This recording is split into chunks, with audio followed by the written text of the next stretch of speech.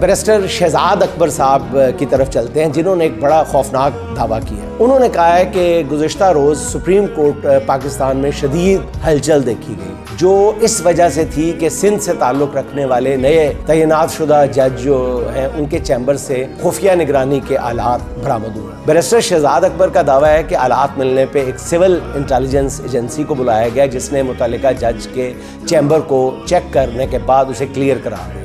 ये खबर किसी मेन स्ट्रीम मीडिया या चैनल ने नहीं चलाई थी, लेकिन इसके बावजूद सोशल मीडिया पे ये खबर सामने आने के कुछ देर बाद ही सुप्रीम कोर्ट ने एलामिया जारी कर दिया, जिसके मुताबिक सुप्रीम कोर्ट ऑफ पाकिस्तान के एक मुअज़्ज़ज़ जज के चैम्बर से खुफिया रिकॉर्डिंग या निगरानी के आलात बरामद होने के बारे में जो सोशल मीडिया पे खबर वायरल हुई है वो मुकम्मल तौर पर बेबुनियाद है, मन गढ़ंत है और झूठ पर मबनी है।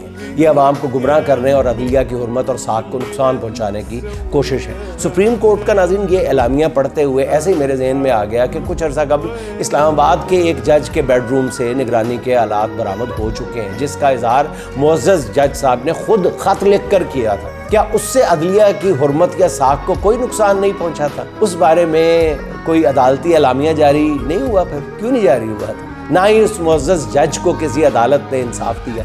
अगर उस मुअज़्ज़ज़ जज को इंसाफ दे दिया जाता उस वक्त, तो फिर खुफिया कैमरेज लगाने वाला जो मामला है वो हमेशा के लिए दफन न हो जाता।